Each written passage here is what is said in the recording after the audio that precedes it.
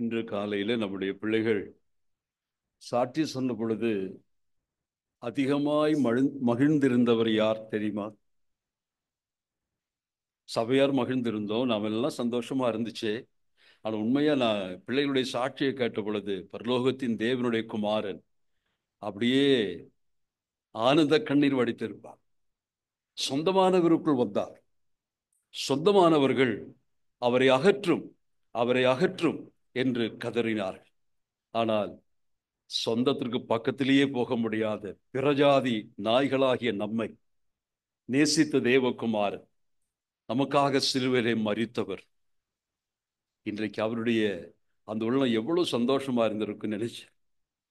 சொந்த இனத்தார்கள் புறக்கணித்த தேவகுமாரனை பிரஜாதி நாய்களாகிய நாம், ஆண்டவரே நீர் எங்களுக்கு வேண்டும், அவர்களுக்கு வேண்டாம், ஆனா எனக்கு வேண்டும், எனக்கு வேண்டும் என்று சொல்லி, ஏன் நீர் ஒருவரே தேவகுமாரன், நீர் மட்டும் எனக்காக சிலுவையில் மரிக்காவிடில் நான் நித்தியம் முழுவதும் நரக கடலிலே மாண்டு போயிருப்பேன். என் தேவனே என் தேவனே என்று நீர் அலறி விட்டால் நான் நித்தியம் முழுவதும் நரக கடலிலே தேவனே தேவனே ஏன் என்னை கைவிட்டீர் என்று அழுது அலறி கொண்டிருப்பேன். இந்த நாள் காலைக்காக நான் கர்த்தரை ஸ்தோத்திரிக்கிறேன். கர்த்தரை சொந்த இரட்சகரும் ஆண்டவருமாய் ஏற்றுக்கொண்ட தெய்வ மக்களுக்காக உண்மையாகவே கர்த்தர் நாமத்திலே நாங்கள் நன்றி சொல்லுகிறோம். உலகத்தால் புறக்கணிக்கப்பட்டவரை நீங்கள் சொந்தம் பாராட்டினீர்கள். பாரதத்தின் சொந்தக்காரர் உங்களுடைய இதயத்திற்கு சொந்தமானாரே, அதை நினைத்து நாங்கள் மகிழ்ந்து கர்த்தருக்குள்ளாக கர்த்தரை துதிக்கிறோம். தேவன் தாமே நம்மை ஆசீர்வதிப்பாராக. நாம் இந்த நாட்களிலே தொடர்ந்து சிந்திக்கக்கூடிய பாகங்கள் தான். ஆனாலும் நான் இன்றைக்கு வேகமாய் பாப்டிசம் என்ற விஷயத்திற்குள் பிரவேசிக்க நான் விரும்புகிறேன். ஆனால் கடந்த நாட்களிலே சொன்ன சில வார்த்தைகளை மட்டும் ஞாபகப்படுத்துகிறேன்.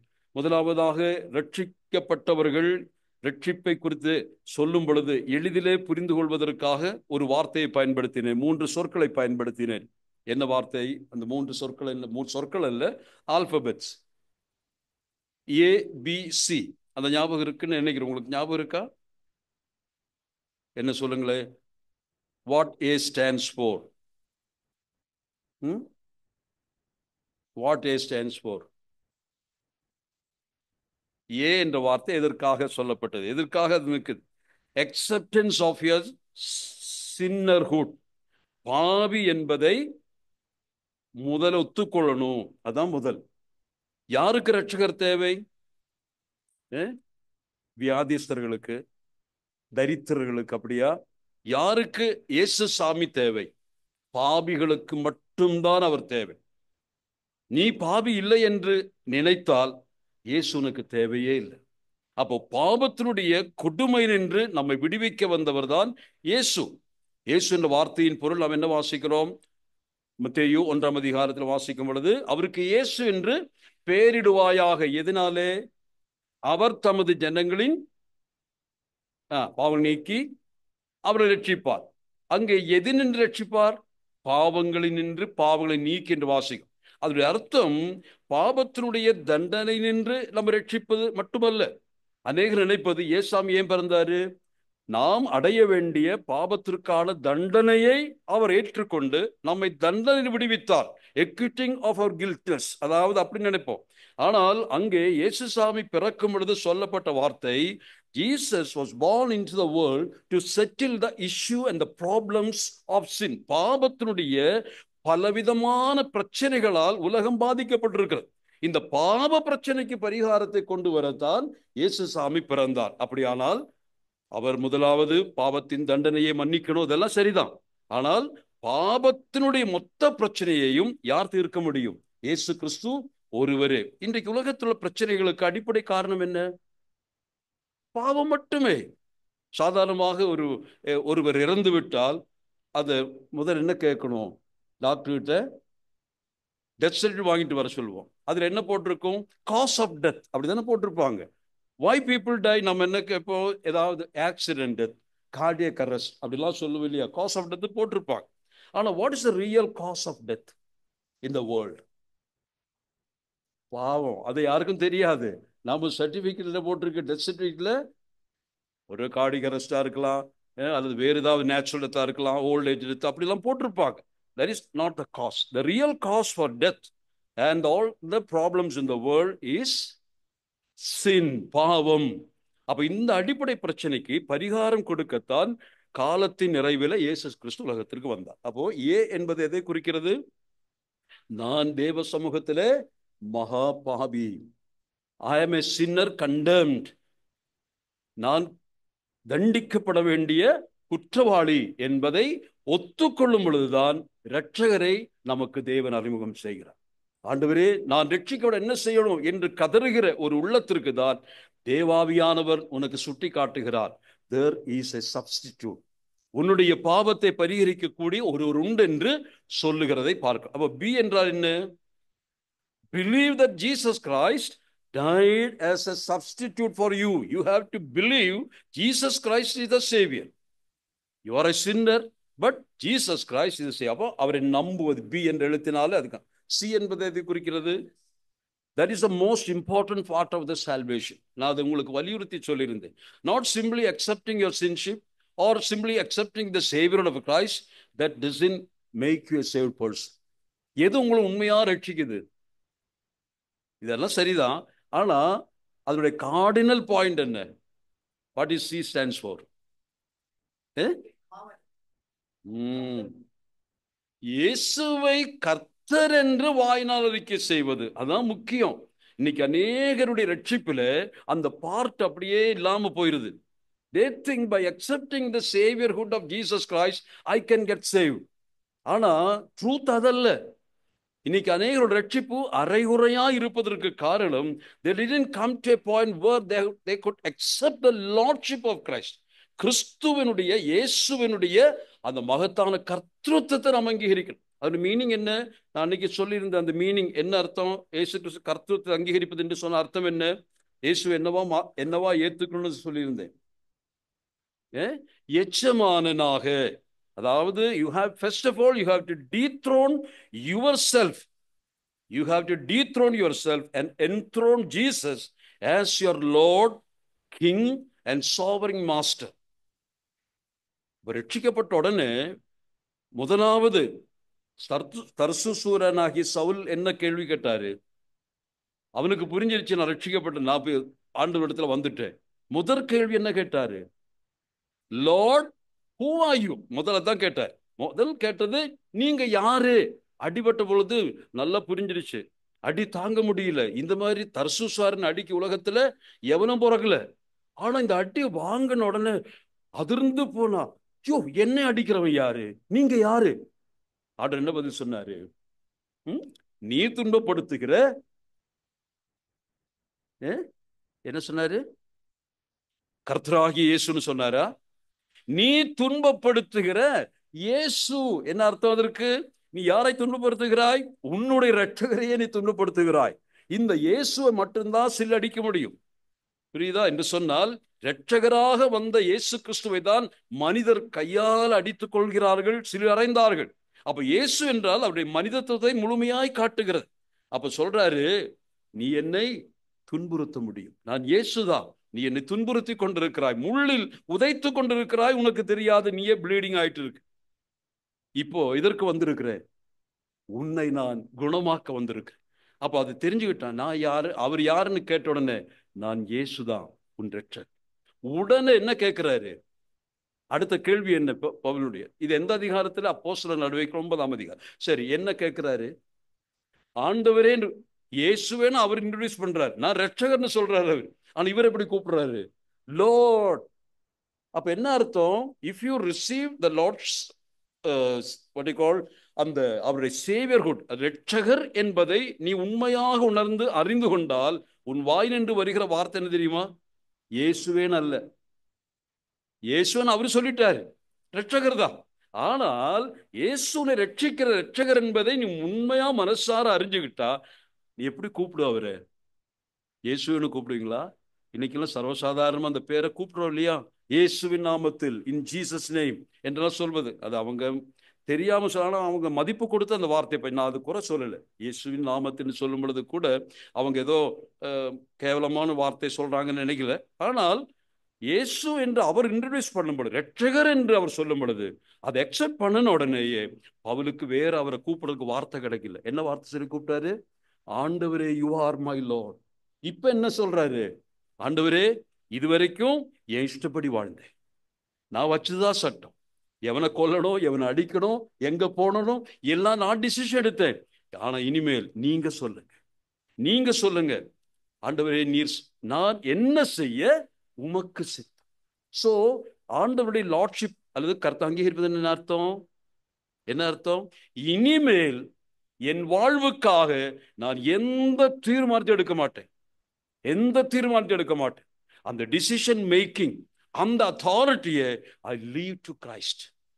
ஆண்டவரே, இந்த ஸ்டெப் எடுக்க போறேன், இதை நான் பேச போறேன், இதை செய்ய போறேன். ஆண்டவரே, உம்முடைய சித்தம் என்ன? So a saved mind, saved heart always will seek for the will of the Lord.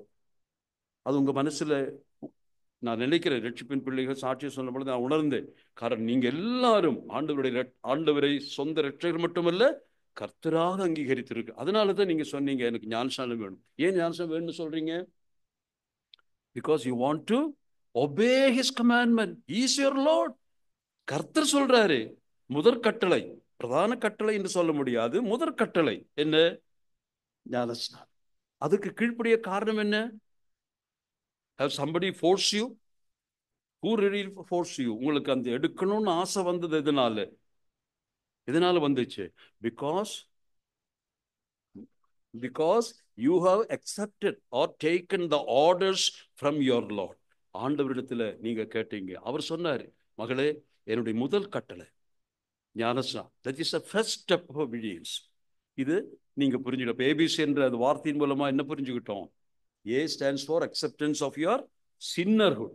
B stands for believing the saviorhood. And third, the lordship of Christ. இந்த அனுபவத்தில் நீங்க வந்தா நீங்க ரட்சிக்கப்பட்ட பிள்ளை என்பது சந்தேகத்துக்கு இடம் இல்லாம சொல்லலாம். ஏன்னா உங்க வாழ்க்கை அப்படி மாறிடுச்சு. நீங்க சொல்லுகிற சாட்சியை கேட்ட பொழுது really we felt that there was a great change happened. உங்க வாழ்க்கையை பார்க்க முடியும். வார்த்தைகளிலிருந்து வருகிற ஒரு காலத்துல நீங்க பேசுறதெல்லாம் கேட்டிருக்கோம் இல்லையா? ஆனா இங்க வந்து அதுவும் ரொம்ப பயந்துதான், ரொம்ப பயத்தோட தான் சொன்னீங்க, எனக்கு நல்லா தெரியும். ஆனாலும் உள்ளத்துல இருக்கக்கூடிய அனுபவங்கள் சில பிள்ளைகளுக்கு அந்த வார்த்தைகள் சரியா வராதனால அவங்களை எக்ஸ்பிரஸ் பண்ண முடியல. Doesn't matter. உங்க வார்த்தையில அல்ல உங்க ரட்சிப்பு, உங்க இதயத்துல தான் ரட்சிப்பு. அது எங்களுக்கு உணர முடியும். ஆகவே கர்த்தர் இந்த 3 காரியங்கள் மனதில் பதித்துக் கொள்ளுங்கள். இந்த வார்த்தையோடு தொடர்ந்து நாம் சீக்கிரமாக கடந்து நாம் என்ன படிச்சுக்கிட்டு இருக்கோம்னு சொல்லிச்சா? Experience and the evidences of true salvation. அனுபவங்களும் அடையாளங்களும் இந்த தலைப்பில் தான் கற்றுக்கிட்டு வர்றோம். அதில் நான் சீக்கிரமாக இன்னைக்கு முடிச்சு பேப்டிஸ்டுடைய இன்ட்ரடக்ஷன் சொல்லி அடுத்த ஒரு வகுப்பு எடுக்கணும்னு நினைக்கிறேன். இல்லாட்டி இன்னைக்கே முடிச்சிடலாம். சரி, இப்போது நான் முதல் சொன்னது realization of yourself salvation.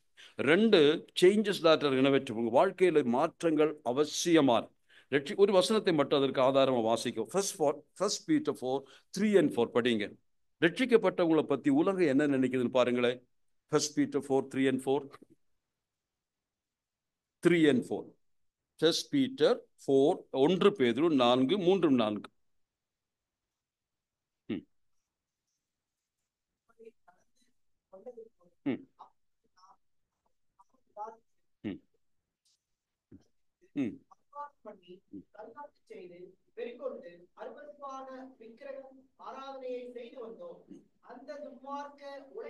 அந்த துன்மார்க்க உலகிலே அவர்களோட கூட நீங்கள் வீழாமல் இருக்கிறதுனாலே அவர்கள் ஆச்சரியப்படுகிறார்கள்.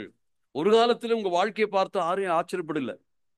இட் வாஸ் நார்மல், நேச்சுரலா இருந்துச்சு.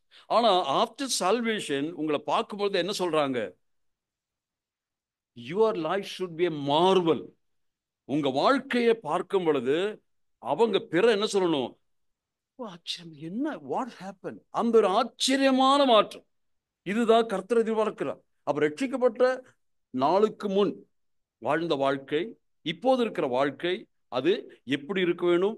உங்களை பார்க்கும் பொழுது எப்படி இவங்க நம்ம மாதிரி துன்மார்க்க உலகில ஒரு காலத்துல உழன்றவர்கள் தான், பன்றிய போல வாழ்ந்தவங்க.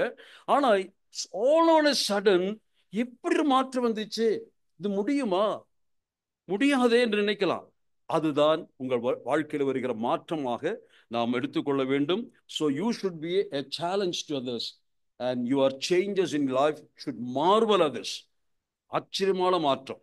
அது உங்களுடைய அனுபவ சாட்சியை சொல்லும் பொழுது ஓரளவுக்கு நாங்கள் புரிஞ்சுக்க முடிந்ததுனால நாங்கள் ரொம்ப சந்தோஷமா இருக்கிறோம். அந்த மாற்றம் இல்லாமல் ஒரு ரட்சிக்கப்பட்டோன்னு சொல்லவே முடியாது. ஓகே, ஸோ ரொம்ப வேகமாக போக விரும்புகிறேன். அதே போல சேஞ்ச் இன் வேர்ல்ட்லி பெர்ஸ்பெக்டிவ் பற்றி சொன்னேன். அதாவது தெய்வ பிள்ளை ரட்சிக்கப்பட்ட உடனேயே உங்களுடைய வேர்ல்டு வியூ மாறணும். உலகத்தை பத்தி இதுவரைக்கும் நினைச்ச காரியங்கள் எல்லாம் இப்போ மாறி போச்சு. நான் சொன்ன வார்த்தைகள் வேகமா அந்த வசனத்தை வார்த்தை மட்டும் சொல்லுகிறேன். முதலாவது, இந்த உலகம் இட் வாஸ் அன்வர்த்தி வேர்ல்டு என்று சொன்னேன். அமாத்திரமானது, அன்வர்த்தி அயோக்கியமானது கூட சொல்லலாம். ஸோ யூ டோன்ட் லவ், அதுதான் வார்த்தை. Unworthy, to not love. First John 2:15-17 தான் ஃபர்ஸ்ட் சொன்ன வார்த்தை. It's an unworthy world, do not love the world. 1 Corinthians 7:31, this is an unstable world. This is unstable, do not conform to it, it will pass away. அதனால இதை பார்த்துட்டு ரசிக்காதீங்க, ஏன்னா இன்னைக்கு இருக்கு நாளைக்கு இருக்காது. So the world is just passing of.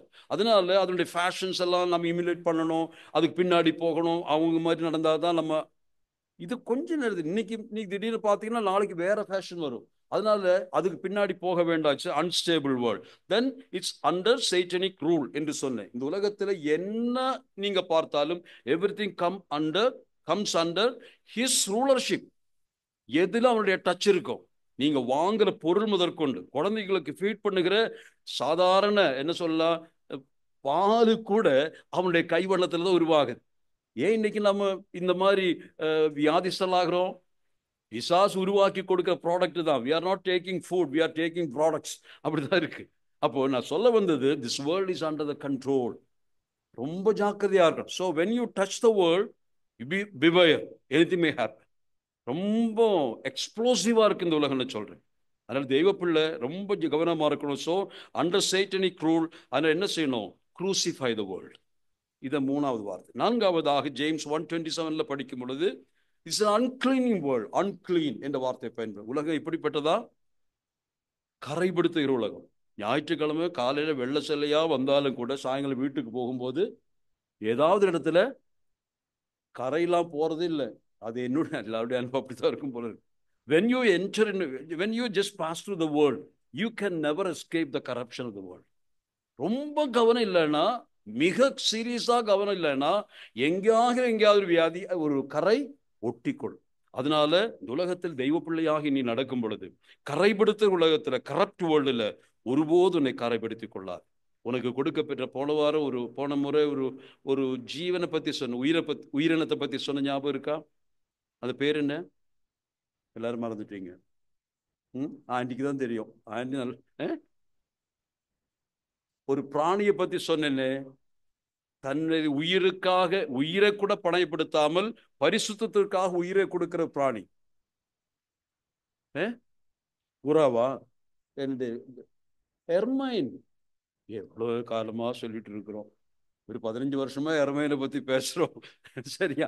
Ermine, ERMIN, நீங்க வேணா கூகுள்ல தேடி பாருங்க. எர்மைனுடைய சட்டையை பத்தி சொன்னேன். அது என்ன செய்யும்னு கடைசி சொல்லி முடிச்சேன். அதை வேட்டையாடுவாங்க. எதற்கு? அதனுடைய வெண் பஞ்சால் அந்த ரோமம் இருக்கு. அது பெரிய கோடீஸ்வரர் காலர்ல வைப்பாங்க யூரோப்பியன் கண்ட்ரீஸ்ல. இப்பெல்லாம் இல்லை.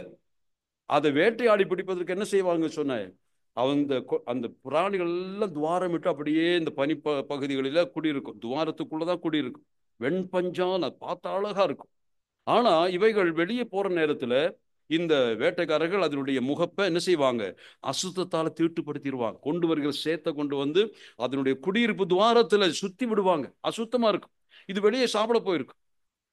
அந்த நேரத்துல வேட்டை நாய்களை அழுத்து விடுறாங்க. அழுத்து விடும்போது என்ன ஆகுது?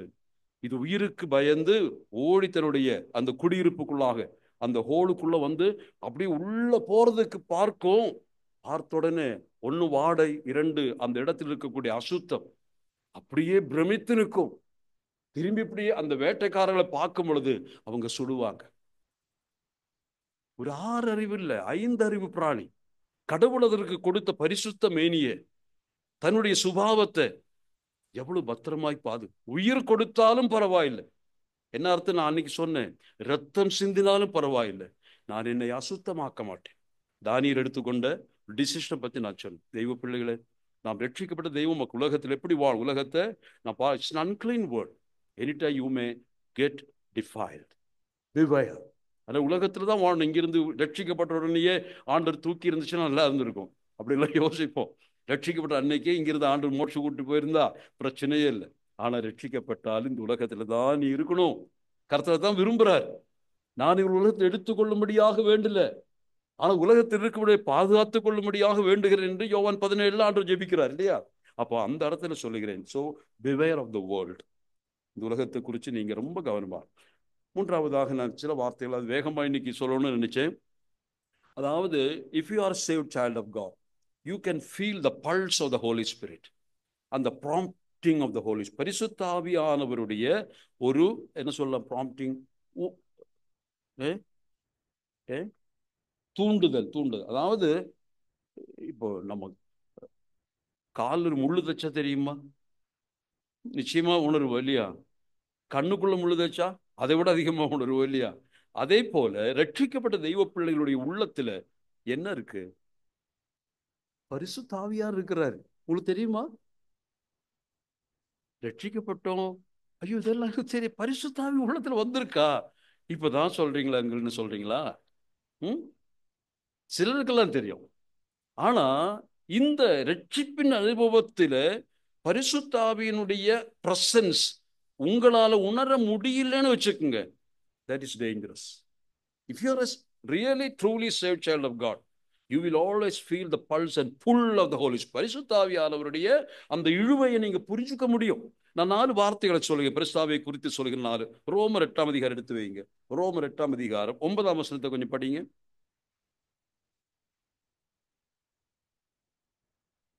ரோமர் 8:9.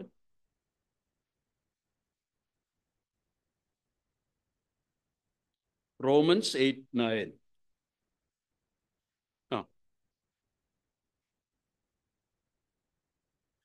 We have the Spirit of God dwelling in us.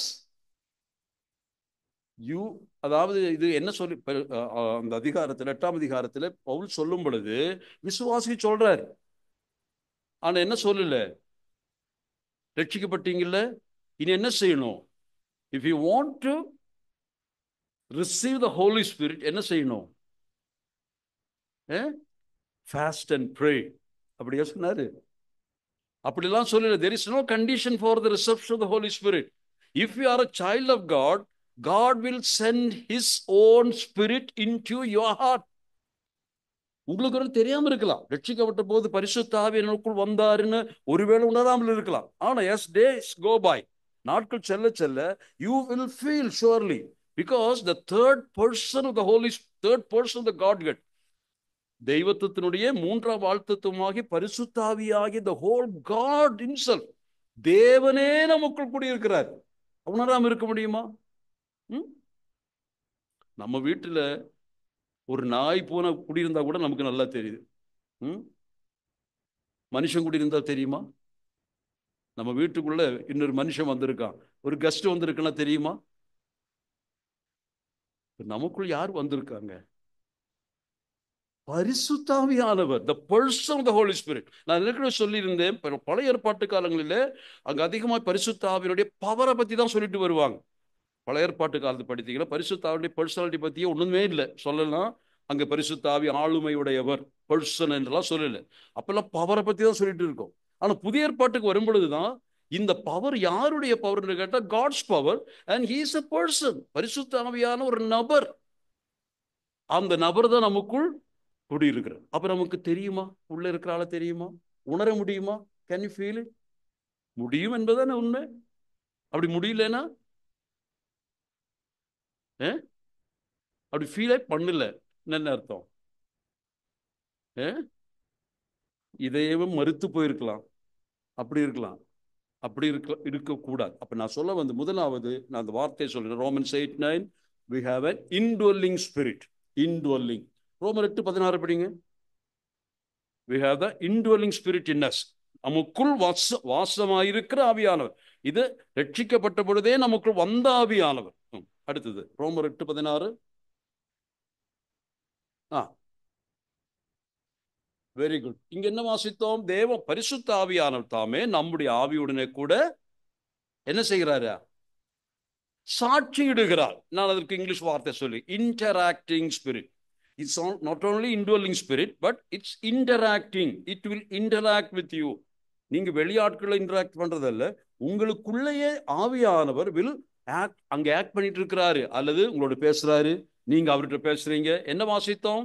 பரிசுத்த ஆவியானவர் தாமே உங்கள் ஆவியோட சொல்லிட்டு இருக்க. என்ன சொல்றாரு? What is is testimony? என்ன சொல்லிட்டு இருக்காரு? படிங்க இந்த வசனம். என்ன படிச்சோம்? என்ன சொல்றாரு? பரிசுத்த ஆவியார் நமக்குள்ள இருந்து நம்ம ஆவியோட என்ன பேசுறாரு? எதை பத்தி என்ன சாட்சி சொல்றாரு? நீங்கள் தேவனுடைய பிள்ளைகள். யார் சொல்றது? நம்மை பார்த்து காலை எழுந்த உடனே ஆவியானவர் சொல்லுவாரு, who are you? Mind you, you are the child of God. ஆவியானவர் உங்ககிட்ட பேசுறாரா? மார்னிங் எந்திரிச்சு தேவ சமூகத்துல ஜெபத்துக்கு அமரும் பொழுது அந்த கன்விக்ஷன் வருதா? எனக்குள்ள ஆவியானவர் இருக்கிறார், ஆனா அவர் என்னோட பேசுறாரா? நான் அவரோடு பேசுறேன்னா எனக்குள் அவருக்கு ஒரு ஒரு கம்யூனிகேஷன் இருக்கா? இது அவசியமானது. இது அவசியமானது. இது ரட்சிப்பினுடைய அடையாளம் கூட. இன்டோலிங் ஸ்பிரிட் உணராம போனா கூட இன்டராக்டிங் ஸ்பிரிட் நீங்க உணராம இருக்க முடியுமா? உயிருள்ள ஒரு ஆவியை உணராம இருக்க முடியுமா? செத்த டெட்னா பரவாயில்ல, இது உயிருள்ள ஆவி, இது பேசுகிற ஆவி. நீங்க அந்த சத்தத்தை கேட்கணும். அவர் பேசுவார். he will prompt you. Listen பண்ணணும். என்ன முக்கியமா சொல்ற ஒரே சாட்சி தெரியுமா? Mind you are in the world, but you are the child of God. நீ தெய்வ பிள்ளை. உலகத்தை தான் இருக்க சரி, ஆனா உலகத்தை போல இராது.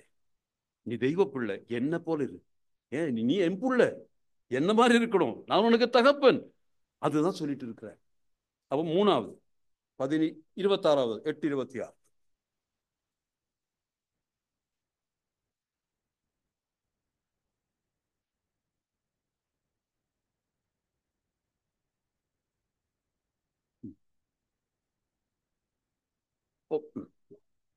The Spirit of God makes intercession. என்ன அர்த்தம்னா, we don't know how to pray properly. ஆவியானவர் உள்ள இருக்கிறாரு, ஆனாலும் ஜெபிக்க தெரியாது. அநேக விஷயங்களில நாம வீணா வார்த்தைகளை அலப்புவோம். என்ன ஜெபிக்கிறோன்னே நமக்கே தெரியாது, ஆனா ஜெபம் பண்ணிட்டு இருப்போம். ஆனால் அந்த ஜெப வேளையில உங்களுக்குள் இருந்து உங்களுடைய தேவைகளை யார் சொல்லிட்டு இருக்கா தெரியுமா? ரியல் நீடு உங்களுக்கு தெரியாது. நீங்க ஜெபம் பண்ணலாம், ஆண்டவரே கூடிய மட்டும் ஒரு ஒயிட் கார் எங்க வீட்டு முன்னாடி நிக்கிற மாதிரி கனவு காண்றேன், அது நாளைக்கு நின்றா பரவாயில்ல, அப்படிலாம் நீங்க கனவு காணலாம்.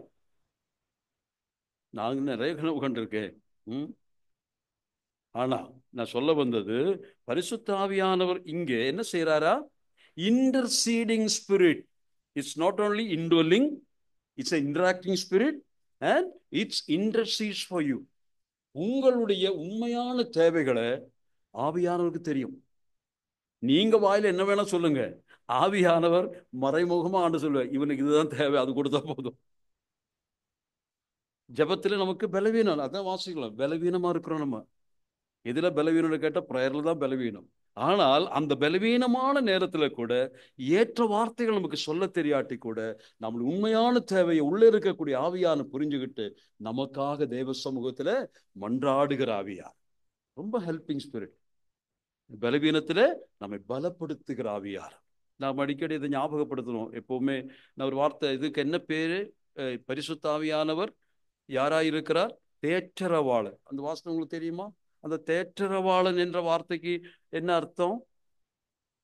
தேற்றுகிறவர் மட்டும் இல்ல, எக்ஸார்ட்டிங், அப்புறம் என்கரேஜிங், இதெல்லாம் அந்த வார்த்தை தேற்றவாளன் இருக்கு. மலையாளத்துல அதுக்கு காரியஸ்தன் என்ற பெயர் போட்டிருக்கு, அதாவது ஸ்டூவார்ட் மாதிரி போட்டிருக்கு. அப்ப அதுல இவர் தேற்றுகிறவர், பலப்படுத்துகிறவர். இதற்கு கிரீக்கு வேர்டு என்ன? அது தெரியுமா? என்ன சொல்லமா? என்ன வார்த்தை? அடிக்கடி சொல்றதுனால கேட்கிறேன். எல்கேஜிலிருந்தே படிச்ச வார்த்தை. ஓ பாருங்க, என் மனைவி கரெக்டா சொல்றேன். பேராக்ளிட்டோஸ். பேராக்ளிட்டோஸ். தேற்றவாளனுக்கு கிரீக்ல என்ன என்ன அர்த்தம்? அதற்கு பாரா, பாராமெடிக்கல், பாராமிலிட்டரி அப்படிலாம் இருக்கு இல்லையா? பேராக்ளிட்டோஸ் என்ன அர்த்தம்? கிளீட்டோஸ் என்ற வார்த்தை, கிளீட்டோ கிளையோ, கிளையோ என்ற வார்த்தை அழைப்பு. அதான் எக்லீஷியா. கிளீஷியான்னு வருவோம், எக்லீஷியா சபை. அப்போ அழைக்கப்பட்டவரின் அப்போ பாராக்ளிட்டோஸ் சொன்னா, பாரா என்று சொன்னால் பக்கத்துல என்ன அர்த்தம்? அடுத்தது கிளிட்டோஸ் அழைப்பு. அப்ப அர்த்தம் என்ன? பரிசுத்த ஆவியானவர் யார் என்று கேட்டால் அழைப்பால் அருகில் வருகிறவர். If you just call his name, he will be ready to help you.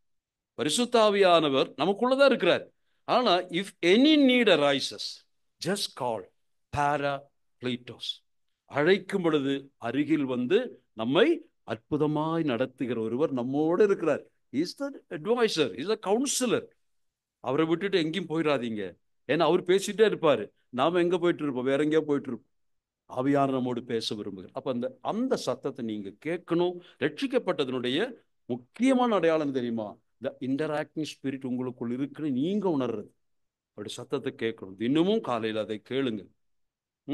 நான்காவதாக ஆவியானவர் யாராய் இருக்கிறார் என்ற வார்த்தைக்கு ரோமன்ஸ் 8:26 என்ன வாசித்தோம்? அது என்ன செய்யணும் வாசித்தோம்? அது உங்களை பலப்படுத்துகிற ஆவி. That is inspiring and empowering spirit. Inspiring 4 வார்த்தை சொன்னேன். சுகுமார் ஞாபகம் இருக்கா? தூக்கம் வருதா? ஓகே. 4 காரியம் என்ன சொன்னேன்? உட்கார்ந்து கேட்ட மட்டும் பார்த்து பதில் சொல்லணும். ஒரு காலத்துல மனைவி எல்லாம் ஞானஸ்நானம் எடுக்கிற டைம்ல அவங்களுக்கு எக்ஸாம் வச்சு தான் ஞானஸ்நானம் எடுத்திருக்காங்க. பரீட்சையில் பாஸ் பண்ணதான் ஞானஸ்நானம். அந்த மாதிரி இருந்தா. அதனால கேட்குறேன், நீங்க உட்கார்ந்து நம்ம சொல்ற கரெக்டா எழுதிடுங்க, இல்லைன்னா கவனமா கேளுங்க. என்ன சொன்னேன்? பரிசுத்த ஆவியானை பத்தி 4 வார்த்தை என்ன சொன்னேன்? நீங்க சொல்ல வேண்டாம், இங்க சகோதரிகள் சொல்லட்டும். ஃபர்ஸ்ட் இன்டோலிங் ஸ்பிரிட், நமக்குள் வசிக்கிற ஆவியானவர். அடுத்து இன்டராக்டிங் ஸ்பிரிட், நம்மோடு ஈடுபடுகிற ஆவியானவர். 3 நம்மோடு இன்டர்சீடிங் ஸ்பிரிட். என்ன அர்த்தம் அதுக்கு? நமக்காக பரிந்து பேசுகிற ஆவியார். 4 இன்ஸ்பைரிங் அண்ட் எம்பவரிங், பலவீனத்திலே நம்மை பலப்படுத்துகிற ஆவியார். இந்த ஆவியானவர் நமக்குள் இருக்கிறார்.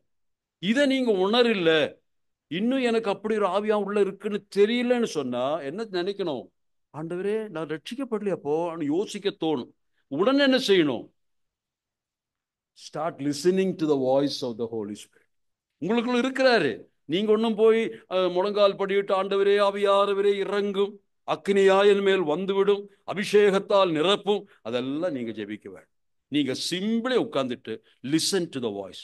ஆவியானவரே என்னோடு பேசுவார். காலையில நீங்க உட்கார்ந்து பாருங்க. அந்த ஞான படிவாசலில் அமர்ந்திருந்து தேவனுடைய வார்த்தையை கற்றுக்கொள்ளும் பொழுது, ஜெபிக்கும் பொழுது, அவரோடு கூட நேரத்தை செலவிடும் பொழுது நிச்சயமாய் தெய்வ சத்தத்தை கேட்க முடியும். இன்னைக்கு அநேகருக்கு இந்த அனுபவம் இல்லை. ஏன்னா நாமளும் சரியா போதிக்கிறது இல்லை. தேவ சமூகத்துல இந்துக்களை போல நாம மெடிடேஷன் எல்லாம் போக வேண்டாம், யோகா எல்லாம் பண்ண வேண்டாம். ஒரு 15 நிமிஷம் அல்லது ஒரு 20 நிமிஷம் ஆகிலும் கண்களை மூடி தேவ சமூகத்துல ஆண்டவருடைய முகத்தை பாருங்க, சிங்காசனபதியை பாருங்க, அவருடைய மகிமையான அந்த பீடத்தை பாருங்க, ஆனா தேச சிலுவையும் பாருங்க.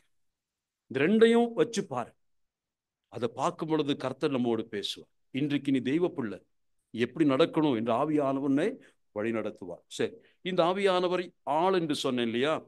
அதே போல அவர் வல்லமை உள்ளவரும் சொன்னேன். 2 வசனத்தை வாசித்து காண்பிக்கிறேன். எபேசியர் 4:30 என்ன வாசிக்கிறோம்? அது தெரிஞ்ச வசனம். எபேசியர் 4:30 grieve not the holy spirit, இல்லை அப்படித்தானே வாசிக்கிறோம். எபேசியர் 4:30 கிரீவ் நாட் என்ன அர்த்தம் தமிழ்ல? இப்படி பரிசுத்த ஆவியானவர் துக்கப்படுத்தா. என்ன அர்த்தம் அதற்கு? துக்கப்படுத்தான்னு சொன்னா அவர் யார்? எப்போ? He is a person, you can grieve him. அவரை வேதனைப்படுத்த முடியும். கல்லையும் மண்ணையும் மரத்தையும் மட்டையும் வேதனைப்படுத்த முடியுமா? எத்தனை ஆணி அடிச்சாலும் அது ஒன்றும் அழப்போறது இல்லை. ஆனா மனுஷனை, அப்ப அவர் நபர், அவரை தான் வேதனைப்படுத்த முடியும். அவர் ஆளா இருக்கிறார். அப்புறம் ஆற்றலா இருக்கிறாரா? 1 தெசலோனிக்கர் 5:19 என்ன வாசிக்கிறோம்? 1 தெசலோனிக்கர் 5:10 எடுக்க வேண்டாம். quench not the spirit. அது எதை காட்டுகிறது?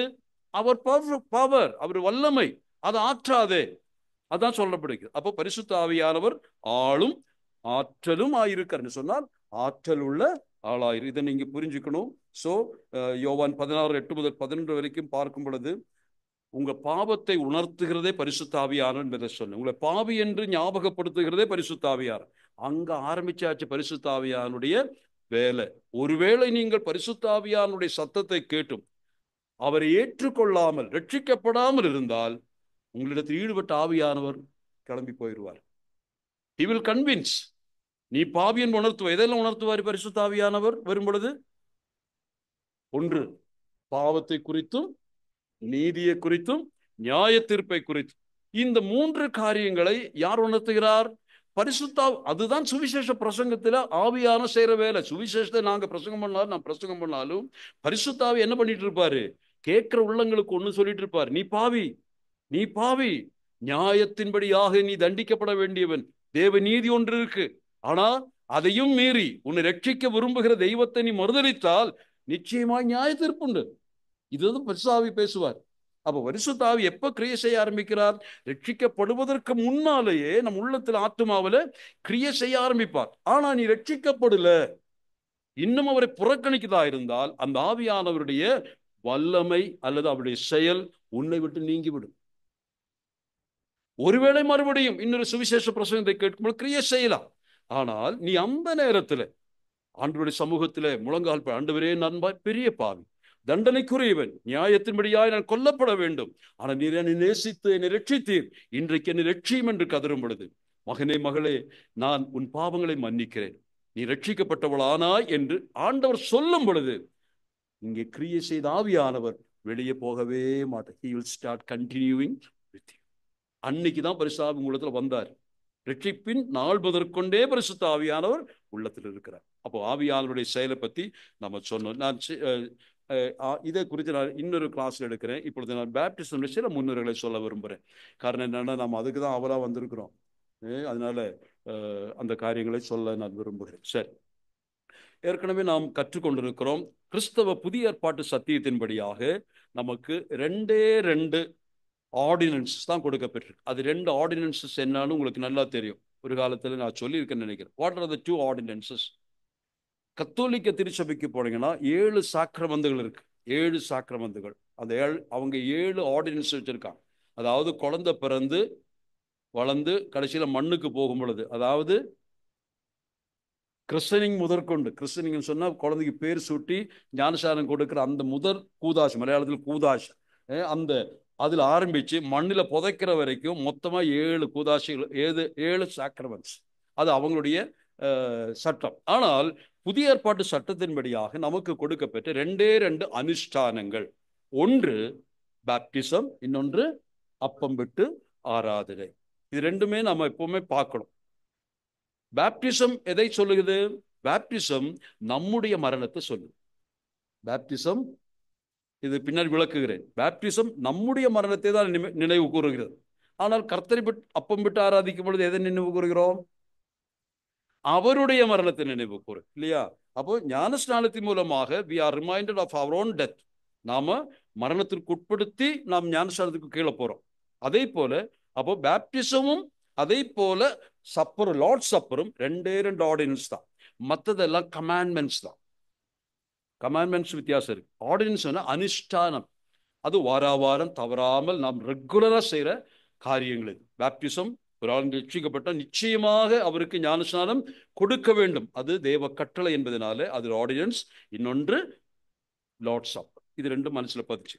ஞானஸ்நானத்தை குறித்துள்ள 2 தப்பான அபிப்பிராயத்தை நான் சொல்ல விரும்புகிறேன். அது ஏற்கனவே சொல்லியிருப்பேன், சிலருக்கு தெரியும். அதாவது 2 தப்பான அபிப்பிராயம், எக்ஸ்ட்ரீம் டாக்டரின் என்று சொல்லலாம் அதற்கெல்லாம். ஒன்று, ஞானஸ்நானம் அவ்வளவு முக்கியமானது அல்ல. It's not so important as accepting Christ as your Savior. இயேசுவை இரட்சகராக கர்த்தராக விசுவாசித்து ரட்சிக்கப்படுகிற அளவிற்கு ஞானஸ்நானம் முக்கியமானது அல்ல. இது ஒரு ஸ்கூல் ஆஃப் தாட். அப்படி சிந்தை சில வேத பண்டிதர்களும் அதே போல கிறிஸ்தவர்களும் சில டினோமினேஷன்ஸ் அதை அப்படி நம்புறாங்க. அப்ப என்ன அர்த்தம்? It's an option, it's a choice. வேணும்னா ஞானஸ்நானத்தை எடுக்கலாம், இல்லாட்டி ரொம்ப சந்தோஷமா இருக்கீங்களா அது கேட்ட உடனே? ஞானஸ்நானம் ஆப்ஷனா அல்ல சாய்ஸ் அப்படின்னு நினைக்கிறீங்க? வேணும்னு எடுத்தா போதுமா? அப்ப இவங்க என்ன சொல்றாங்க? இது அவ்வளவு முக்கியமானதல்ல. பேப்டிசம் ஒரு சடங்கு தான். அது எடுத்தாலும் எடுக்கலாம், வேண்டாட்டி விட்டுறலாம். அப்படி சொல்ற சபையார் இருக்காங்க. அப்ப இது ஆப்ஷனும் சாய்ஸும் அல்ல. அவங்க அதுக்கு என்ன மேற்கோள் காட்டுவாங்க தெரியுமா? சிலுவை கள்ளன் அவன் ஞானஸ்நானம் எடுத்துல மோட்சம் போனா,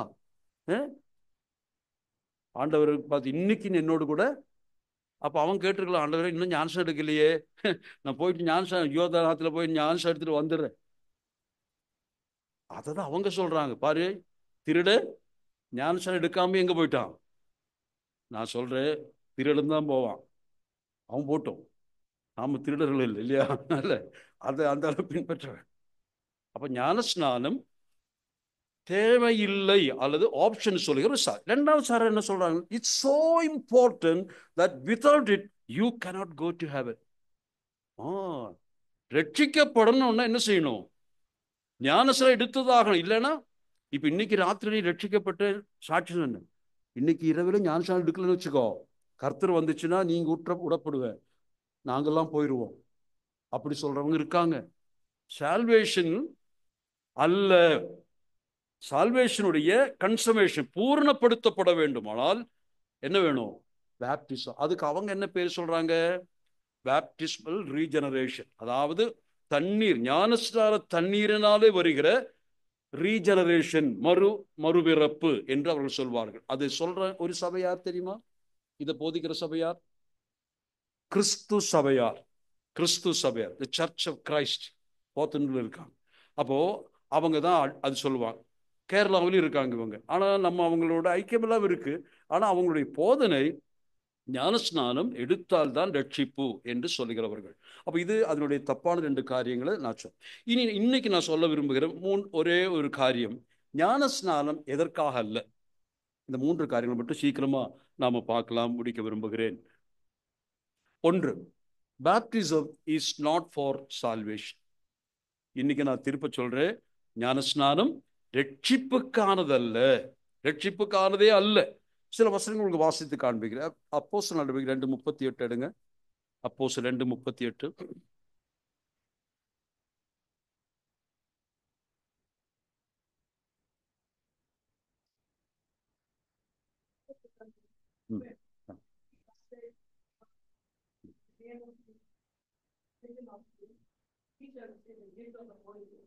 ஓகே, இந்த வசனத்தை வச்சுக்கிட்டு சிலர் என்ன சொல்வாங்க தெரியுமா? ஞான ஸ்நானம் எதற்காக?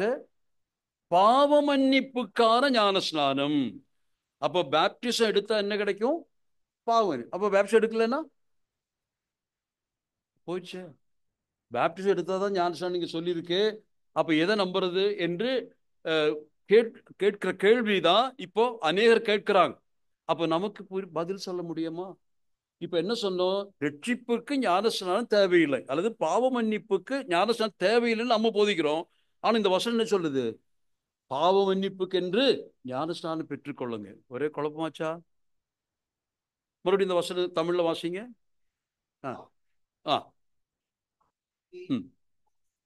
நீங்கள் மனம் திரும்பி ஒவ்வொருவரும் பாவ மன்னிப்புக்கென்று இயேசு நாமத்தினால ஞானஸ்நானம் பெறுங்கள். இதுல எந்த சொற்றொடர் விடப்பட்டிருக்கு?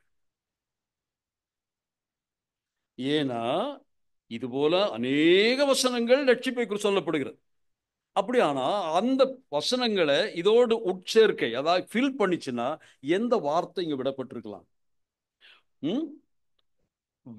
மனம் திரும்பி பாவ மன்னிப்புக்கென்று இயேசு கிறிஸ்துவின் நாமத்தில் விசுவாசித்து ஞானஸ்நானம் எடுத்தால், அதான் அர்த்தம். அந்த ஒரு வேர்டு அங்க விடப்பட்டது போல தெரிகிறது. மனம் திரும்பி ஞானஸ்நானம் எடுப்பது என்று சொன்ன எதற்காக? பாவ மன்னிப்புக்கு அல்ல, மாறாக பாவ மன்னிப்பு என்ன செய்யணும்? பாவ மன்னிப்பு எப்படி கிடைக்கும்? மனம் திரும்பி என்ன செய்யணும்? இயேசு கிறிஸ்து விசுவாசி, அப்படிதான் பாவ மன்னிப்பு.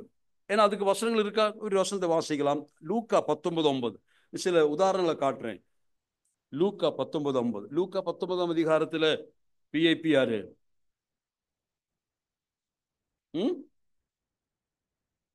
சகேயு. ஓகே, படிங்க 19:9.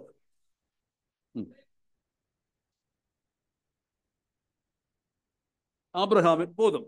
இன்றைக்கு இந்த வீட்டுக்கு என்னாச்சு? இப்பதான் மரத்திலிருந்து கீழே வந்திருக்கிறாரு, நடந்து போனாரு, வீட்டுக்கு போயிட்டார். போற வழியில ஒரு ஒரு டீலிங்ஸ் எல்லாம் இருந்துச்சு, நமக்கு நல்லா தெரியும் என்ன பேசியிருப்பாங்க, அதெல்லாம் நம்ம நல்லா தெரியும். அந்த குறைந்த நேரத்துக்குள்ளாக மரத்திற்கும் வீட்டுக்கும் மத்தியில் எவ்வளவு தூரம் நமக்கு தெரியாது. ஆனா கொஞ்சம் நின்று பேசியிருக்காங்க, டைம் எடுத்திருக்கும். ஆனா வீட்டுக்கு போ என்று ஆனவன் என்ன சொல்றாரு? இன்றைக்கு இந்த வீட்டுக்கு அப்படி ஆண்டவர் ஞானஸ்நானம் எடுக்கலையே. ஞானஸ்நானம் எடுத்தாதான் ரட்சிப்பு.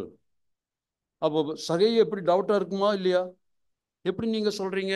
மரத்திலிருந்து இறங்கினேன், ஆனா என்ன செய்யலன்னும் ஞானஸ்நானத்துக்கு போகலன்னு கேட்கலாம்ல. அப்ப ரட்சிப்பு எப்படி வரும்? ஞானஸ்நானத்தினாலயா? கர்த்தராகிய இயேசு கிறிஸ்துவை, அவருடைய நாமத்தை விசுவாசித்து மனம் திரும்பி அவரை மனம் திரும்பி விசுவாசித்தது. Ribbon and believe. இதுலதான் பாவ மன்னிப்பு. இன்னொரு வசனம் 23ஆம் அதிகாரம், அதே லூக்கா 23 42 43.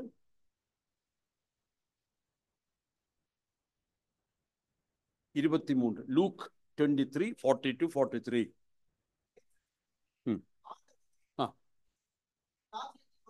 ம். ம்.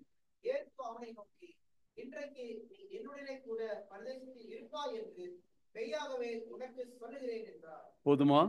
இப்ப கரெக்டா போயிருச்சா? அப்போ ஞானஸ்நானம் எடுத்தா பாவ மன்னிப்பு கிடைக்குமா? இந்த மனுஷன் ஞானஸ்நானம் எடுத்தாரா? பாவ மன்னிப்பு கிடைச்சிச்சா? பரிதிச்சு போயிட்டாரா?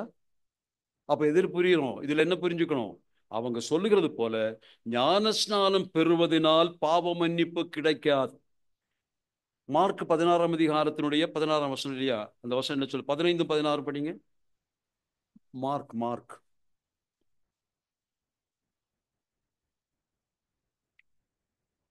நீங்கள் புறப்பட்டு ம், ம். He that believeth and baptized shall be saved. Who will be saved? Who will be saved? Eh? Those who believe and baptized. அதுக்கு அர்த்தம் என்ன தெரியுமா? விசுவாசியாம ரட்சிக்கப்படாம நீ 1000 முறை ஞானஸ்நானம் எடுத்தாலும் நீ மோட்சம் போக மாட்ட. அதான் அர்த்தம். விசுவாசத்தை ரட்சிக்கப்பட்டு ஞானஸ்நானம் எடுக்கணும். அப்போ ரட்சிக்கப்படுவதற்கு என்ன தேவையில்லை? ஞானஸ்நானம் தேவையில்லை. அதனால அனிமோட்டன்டா இல்லை. அது நமக்கு நல்லா தெரியணும். அப்ப ரட்சிப்புக்கு ஞானஸ்நானம் தேவையில்லை. அதனால தான் சொல்லிட்டு வந்தேன். அதே போல சில வசனங்கள் வேகமாய் வாசிக்கல. அப்போஸ்தலர் நடவடிக்கைகள் 16:30.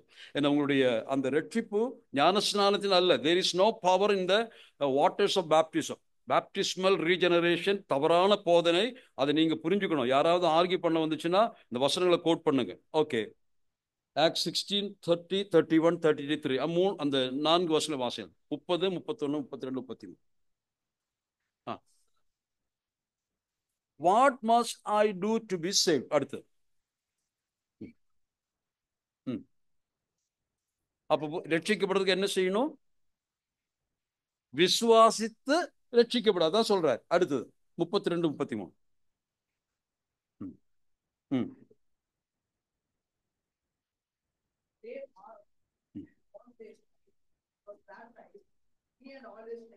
இப்போ ரட்சிப்பு எப்ப நடந்தது? ஞானஸ்நானம் எப்ப நடந்தது? எது முன்னாடி நடந்தது?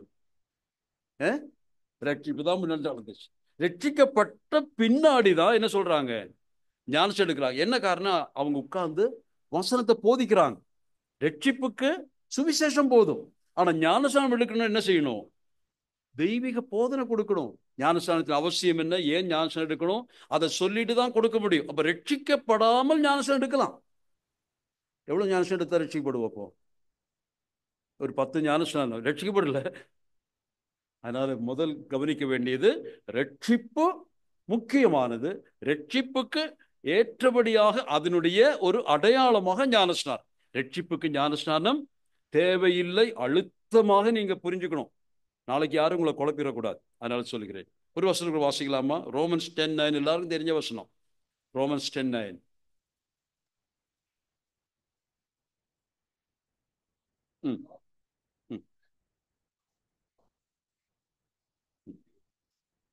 Who will be saved? You will be saved. How? Believe. அங்கேயும் believe தானே வருது. Believe on the Lord Jesus Christ. நீ விசுவாசித்தால் என்றுதான் வருது. அப்ப ரட்சிப்புக்கு எது தேவை? விசுவாசம். அப்ப எது விசுவாசிக்கணும்? இயேசு கிறிஸ்து விசுவாசி. இயேசு கிறிஸ்து விசுவாசிப்பது என்ன அர்த்தம்? ஒரு வசனத்தை வாசிக்கலாமா? அந்த வசனம் அப்போஸ்தலர் 8:37 படிங்க. அப்போஸ்தலர் 8:37.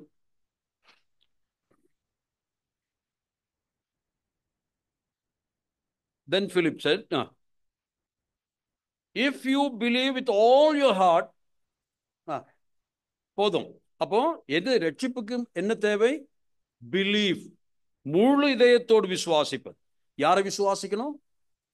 கிறிஸ்துவ விசுவாசம். அதுக்கு அர்த்தம் என்ன? ஒன்று, யூ ஷுட் ட்ரஸ்ட் கிரைஸ்ட், கிறிஸ்துவை நம்புவது. இரண்டு என்ன தெரியுமா? கிறிஸ்து என்னவா இருக்கிறார், அவர் என்னவெல்லாம் செய்தார் என்பதை நாம் நம்பணும். நான் சொல்லுகிறேன், ஒன்று அவருடைய மரணம், எனக்கு பதிலாக மரித்தார் சொல்றேன், டெத். அது எதற்காக? அவர் எதற்காக மரித்தார்? முதலாவது சொல்லும் பொழுது என்ன சொல்லணும்? நான் அது இங்கிலீஷ்ல சொல்றதுனால சொல்லி, ரெமிஷன், பாவ மன்னிப்புக்கு. இயேசு கிறிஸ்து மரியாவிட்டால் பாவ மன்னிப்பு இல்லை. பாவ மன்னிப்பு இயேசுக்கு உயிர்த்தெழாவிட்டாலும் மன்னிப்பு கிடைச்சிருக்கலாம். ஒருவேளை மரிச்சார் இல்ல, நமக்காக மரித்தார். ஆகவே இயேசு ரட்சகர் என் பாவத்துக்கு மரிச்சார்னு சொன்னா நான் பாவம் மன்னிக்கப்படலாம். அப்போ பாவ மன்னிப்புக்கு அவர் மரித்தார். அப்ப மரணம், அவர் எனக்காக, அவருடைய மரணத்தை நீங்க நம்பணும். He died as a person of history. சரித்திரத்திலே வந்து நம்மை போல சதையும் இரத்தமும் உடையவராக சிலுவையிலே மரித்தார் என்பது நிஜம், அது ட்ரூத், அது ஹிஸ்டரி. அப்ப அதை நம்பணும். ஏசாமி மரித்தார், எனக்காக மரி. இரண்டாவது, இயேசு கிறிஸ்து உயிர்த்தெழுந்தார், ரிசரக்ஷன். எதற்காக உயிர்த்தெழுந்தார்? அந்த வசனம் பைபிள் இருக்கு. நம்மை நீதிமானாக்கும்படியாக உயிர்த்தெழுந்தார். அது ரோமர் நிருபத்தில் வாசிக்கும், நீதிமானாக்கும்படி. அப்ப முதலாவது அவர் மரித்தார். எதற்காக? என்னை, என்னுடைய பாவத்தை மன்னிக்க. எதற்காக உயிர்த்தார்? என்னை நீதிமானாக்க. மூன்றாவதாக எசென்ஷன். எங்க போய் உட்கார்ந்துட்டாரு? பிதாவின் எதற்காக போயிருக்கிறார்? இப்போ ஃபார் இன்டர்செஷன், நமக்காக பரிந்து பேசும்படி போய் உட்கார்ந்து இருக்கிறார். இனி என்ன செய்ய போறாரு? is going to come. அப்போ அதுல என்ன நடக்க போகுது? நான் சொல்லுகிறேன். Death that gave us remission of sin. His resurrection given us justification. His ascension given us or giving us sanctification. நமக்கு தொடர்ந்து அவர் அங்க உட்கார்ந்து இருக்கிறதுனால தான் ஒவ்வொரு நாளும் பரிசுத்தத்தின் பரிசுத்தம் அடைஞ்சு நமக்காக பரிந்து பேசுறாரு, நம்மோடு போதிக்கிறாரு, நம்மை பரிசுத்தத்தின் மேல் பரிசுத்தம் அடைய செய்யும். ஆனா ரிட்டர்ன், அது எதுக்காக வருகிறார்? இனி குளோரிபிகேஷன், நம்மை மகிமைப்படுத்த வர போறாரு. அப்ப இந்த நான்கு காரியம், கிறிஸ்துவை நம்புவது என்று சொன்னால், கிறிஸ்து மரித்தார், எனக்காக மரித்தார், என் பாவத்தை போக்கி என்னை மன்னிக்க மரித்தார். கிறிஸ்து உயிர்த்தார், பாவியாகி என்னை தேவ நீதியால் நிரப்பி நீதிமான் என்று என்னை மாற்றுவதற்கு இயேசு கிறிஸ்து உயிர்த்தெழுந்த. இயேசு உயிர்த்தெழவிட்டால் அது நடக்காது. இயேசு உயிர்த்தெழுந்ததின் நோக்கம் நம்மை நீதிமான்களாக்குவதற்கு. மூன்றாவதாக இயேசு கிறிஸ்து பரமேறி போற எதற்காக? நம்மை சுத்திகரிக்கிறது, சாங்டிபிகேஷன். இன்றைக்கு நம்ம சுத்திகரித்துக் கொண்டு பரமேறி அங்க உட்கார்ந்துகிட்டு நம்மை தூய்மைப்படுத்த வேற ஏதாவது செஞ்சுட்டு இருக்கா இன்னைக்கு அந்த பிரதான ஆசாரி? வேற ஒன்னும் அவர் செய்யறதில்லை. நம்ம எப்படியாக பர்ஃபெக்ஷன் கொண்டு வரணும். அந்த நீதிமான பட்ட பேரு மட்டும் பத்தாது, நீதிமான்கள் என்று நாம் நிரூபித்து காட்டணும்.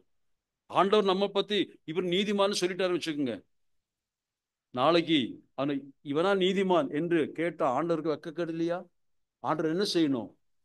His bounden duty to make this person really righteous. சும்மா இவன் நீதிமான் சொல்லிட்டு ஆண்டவர் போயிட மாட்டார். அப்படி சொன்னா ஆண்டவருக்கு வெட்கக்கேடு. காரணம் என்ன ஆகும்? சும்மா சொல்றீங்க, இந்த பாவியை பார்த்து நீதிமான் சொல்றீங்களா ஆண்டவர்னு கேட்பார். அப்ப ஆண்டவர் என்ன செஞ்சுட்டு இருக்கிறாரு? அவர் சொன்ன வார்த்தைக்காக நம்ம உண்மையாகவே பிராக்டிக்கலா நீதிகரித்து கொண்டிருக்கிறார். இது புரிஞ்சுக்கும். அப்ப கர்த்தருடைய வருகை நடக்கும். அவர் என்ன செய்வார்? நம்மை மகிமைப்படுத்துவார், குளோரிபிகேஷன். அப்போ சால்வேஷனுடைய மூன்று பகுதியில் உங்களுக்கு தெரியும் இல்லையா? ஃபர்ஸ்ட் ஜஸ்டிஃபிகேஷன், சாங்டிஃபிகேஷன், குளோரிபிகேஷன் என்று சொல்வோம். ஆனா முதல் சொன்னது மரணத்தை குறித்து சொன்னேன். அப்ப இயேசு சாமியை நீங்க நம்புறதுன்னு என்ன அர்த்தம்? இயேசு கிறிஸ்து என் பாவத்திற்காக மரித்தார், என்னை நீதிமானாக்கும்படி உயிர்த்தார், என்னை சுத்திகரித்துக் கொண்டிருப்பதற்காக அவர் பரமேறி போய் பரிந்து பேசுகிறார், என்னை மகிமைப்படுத்த தன்னோடு அமரச் செய்வதற்காக மறுபடியும் வர. இதுதான் நம்பணும். நீங்க இயேசு கிறிஸ்து நம்புறதுன்னா இந்த நான்கு காரியங்களும் மனதில் ஆழமாய் பதித்து நம்பணும். ஒன்று சொன்னது ட்ரஸ்ட், நபரை நம்ப. ஒரு நாணயஸ்தர், இயேசு கிறிஸ்து ஆனவர் நாணயஸ்தர், நம்பகமானவர். அதனால அவரை நம்புறோம். ஜோசப் ராஜன் நம்புறது என்ன அர்த்தம்? என் செயல்கள் எல்லாம் இல்ல, என்னை நம்புகிறீர்கள், பர்சனலா நம்பிக்கை, ட்ரஸ்ட் வைக்கிறீங்க. அது மட்டும் போதாது, இயேசு கிறிஸ்து என்ன எனக்காக செய்தார் என்பதையும் நான் முழு மனதாக நம்பி பற்றிக்கொள். நான் நேரத்தை முடிஞ்சிருச்சு, அதனால நான் சொல்ல போறது அந்த இனி என்ன அல்ல. இப்ப எது பார்த்துக்கிட்டு இருக்கிறோம்? What is not salvation, what is not baptism for, எதற்காக ஞானஸ்நானம் இல்லை? எதற்காக இல்லை? ரட்சிக்கப்படுவதற்காக அல்ல. மறுபடியும் அடுத்த ரட்சிக்க ஞானஸ்நானம் 1000 முறை எடுத்தாலும் ரட்சிக்கப்பட மாட்டீங்கன்னு சொல்றேன். ரட்சிக்கப்படுறதுக்கு என்ன செய்யணும்? மனம் திரும்பி இயேசு கிறிஸ்து உனக்காக மரித்தார், உயிர்த்தார், பரவேறி சென்றார், மீண்டும் வருகிறார் என்று நம்பணும், தேவகுமார் நம்பணும். ஆகவே அந்த இரண்டாவதாக, it's not to join the church. சபையிலே சேருவதற்காக எல்லாம் ஞானஸ்நானம். ஒரே வசனம், நான் அதை அப்படி முடிச்சிடுறேன். அதுல என்ன வசனம் வருதுன்னு கேட்டா ரோமன் 6:3. அந்த வசனம் என்ன சொல்லுது? எதற்காக ஞானஸ்நானம் என்று கேட்டா, சபையில நான் சேரணும். அது சேரலாம், நிச்சயமா. நீங்கள் ஞானஸ்நானம் எடுத்த பின்னாடி சபையோடு சேர்க்கப்படுவீர்கள். வாசிங்க ரோமன் 6:3.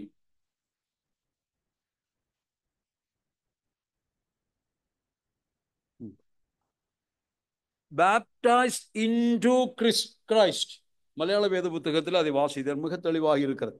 கிறிஸ்துவனோடு சேருவான் ஸ்நானமேற்ற நீங்கள்.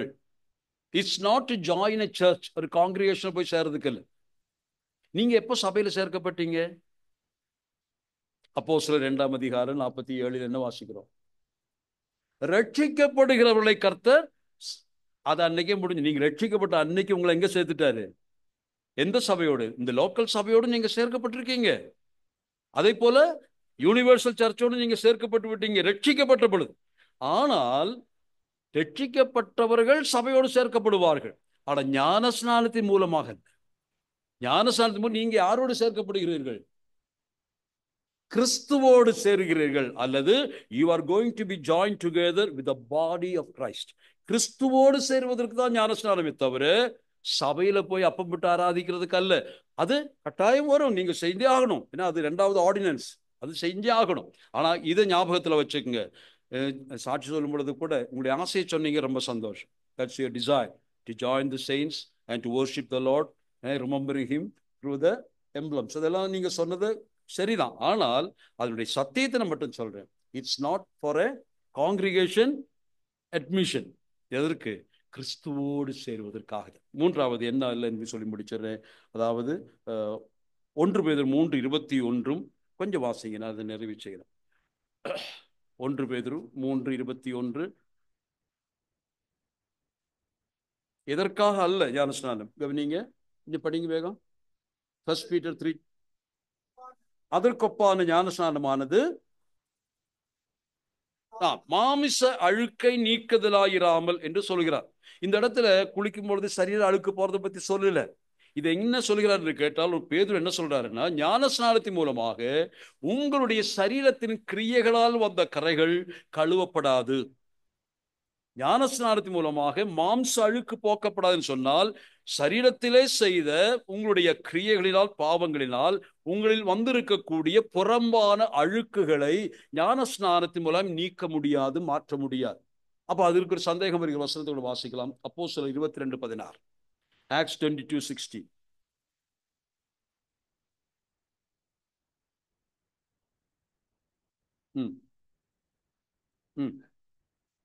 Wash away your sin. Baptism போதும். ஞானஸ்நானம் எடுக்க சொல்றாரு. யார் இது சொன்னது தெரியுமா? பவுலுக்கு யார் சொன்னாங்க? இது பவுல் சொல்ற சாட்சியில சொல்றாரு. யார் சொன்னது? பவுலுக்கு யார் சொன்னாங்க இந்த வார்த்தையை? தமிழ்ல கொஞ்சம் படிங்க. இப்பொழுது நீ எழுந்து உன் பாவங்கள் கழுவ. நீ எழுந்து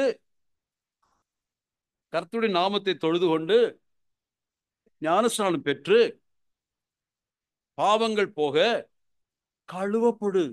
அப்ப என்ன அர்த்தம்? ஞானஸ்நானத்தின் மூலமா தானே கழுவல். அப்படிதானே யோசிக்கிறோம் இந்த வசனத்தின் அடிப்படையில். எப்படி புரிஞ்சிக்க முடியலையே? நம்முடைய பாவங்கள் எப்படி கழுவப்பட்டது? தண்ணீர்னால, ரத்தத்தினால? இயேசு ரத்தம் சகல பாவங்களை போக்கி நம்மை சுத்திகரிக்கும்.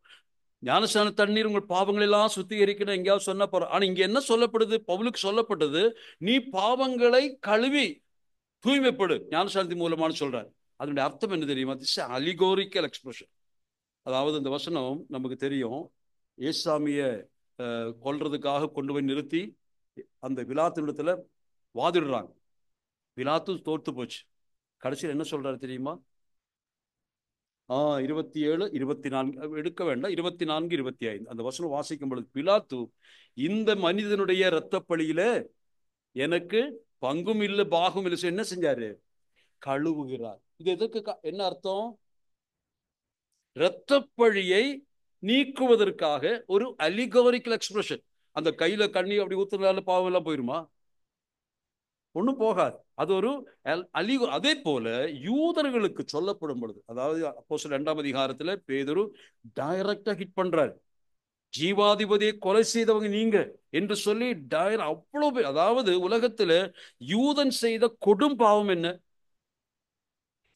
அவங்க சொந்த மேசியாவை கொன்றது. மன்னிக்க முடியாத பாவம், கொடிய பாவம்.